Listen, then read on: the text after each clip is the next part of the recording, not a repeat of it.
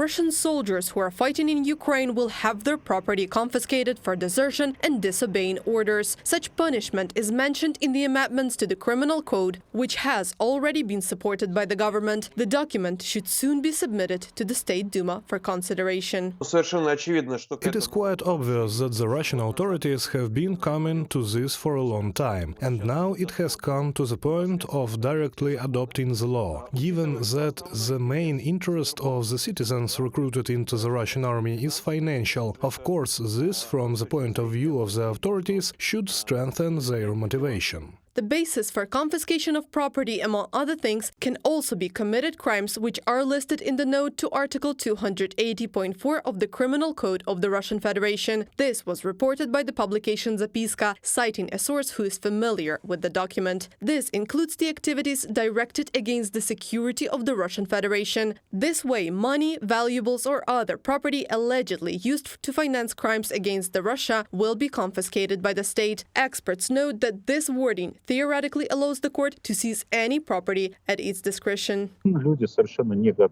People who were completely unprepared for what was waiting for them at the front, they are ready to run away. But if they do it, they will lose everything that they managed to earn before and will cause problems for their families. I think that this economic relations with families, relatives, children, etc. is the main criterion that the authorities are trying to hit in order to continue its military operation.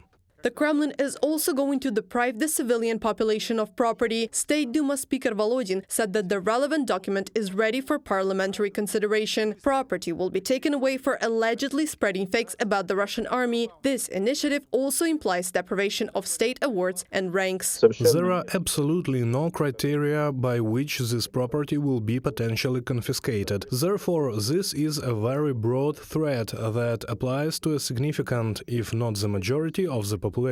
And it is a threat in the first place. The Russian authorities is using informational totalitarianism, however, it manages to largely avoid such broad repressions as it was in the Soviet Union in the Stalin period. However, the Kremlin regime is increasingly implementing the practices of the Soviet past. For example, State Duma deputy of the United Russia political party, Andrei Gurulev, has proposed reviving the Gulag forced labor camps for these undesirable to the Kremlin.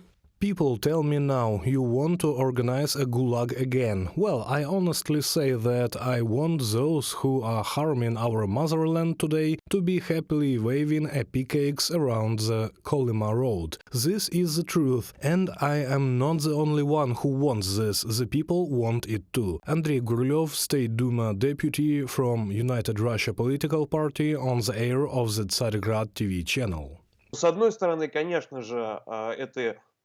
On one hand, of course, they are checking the reaction of people using this odious deputy. On the other hand, of course, it is a kind of prediction of what Putin's Russia will turn into next. Gurulev is well known for his radical statements. In October 2023, he proposed to destroy 20% of Russians who do not trust Putin. The politician's words were proposed to be checked for extremism, but the police and prosecutor's office found nothing suspicious in his words. Reported by Anastasia Tarnavska, Nikita Skoblikov, UATV News.